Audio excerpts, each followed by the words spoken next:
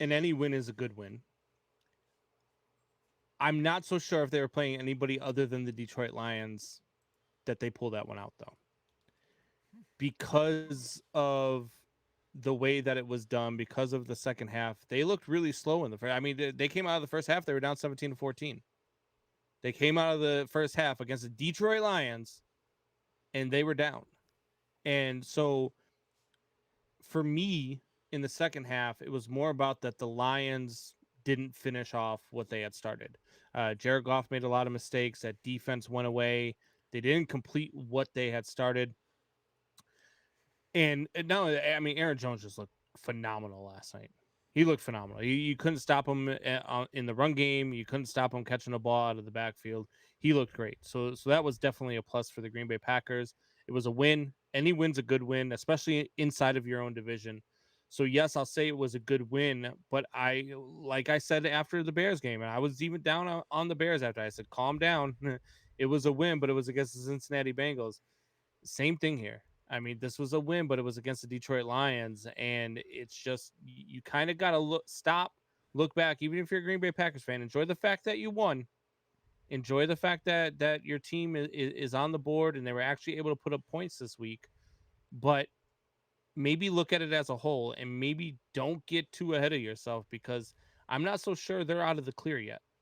Okay, so Tori, let me bring you on screen here. And a few things that, Combs brought up was the Packers were losing at halftime 17-14 to the Detroit Lions, which I still think they will finish 10-7 this year. They had a really good outing in the first half. But then in the second half, they did score 21 straight points. With the defense decided to step up. Aaron Rodgers became Aaron freaking Rodgers again.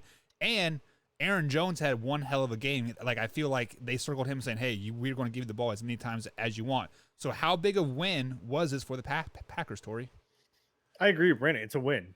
You're on the board. You did what you were supposed to do. You did it to a game that you're supposed to win. You won the game. The only thing I feel like is I called them everything but the Packers in the first half when I got to glance over while we were doing the show. And the second half, it was like watching Tampa Bay. Like, oh, Atlanta's within 3 points of us. I guess we'll play him. We'll show him who's boss. And I feel like that's what the Packers did. They're like, let's flip the switch and show them. Let's show them what we can do now. Like, And the rain we've helped a enough. lot. That fumble was definitely caused a big factor was the rain in that fumble, and the rain came out at a perfect time for the Green Bay Packers. It really did. Yeah, that fumble was definitely a momentum change in the whole game. Tori, go ahead and finish your thought. I mean, are you sure you don't want to cut me off again? Positive. I'll cut you off as much as I want to.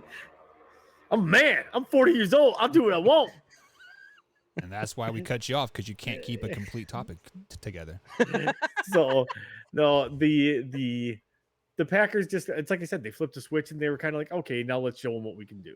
And then they just kind of put on the Jets in the second half and pretty much scored at will in the second half. It's funny that you say that, because they almost put the Jets on in the first half, because they were looking like the Jets in the first half. No, Aaron didn't start the game 0 for 2 with 2 interceptions. True. Because fair enough.